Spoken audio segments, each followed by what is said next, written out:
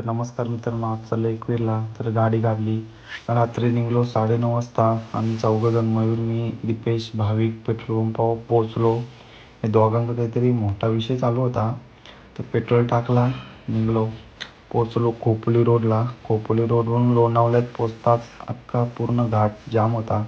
तर नशीब बाईक होती. गली गलींची निघलो. पोचलो माहेर घरान बघू शकता. कामानीजवळ पोचलो.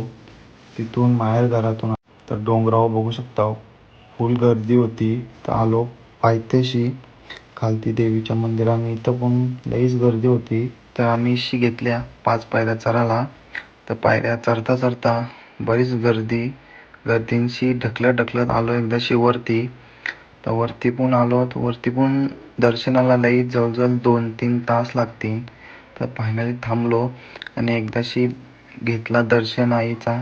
लई भारी वाटला. तर तिशी आलो पनवेल कोळीवाडा मानाची पालखी. तर इथं पण आलो, आईचा दर्शन घेतला.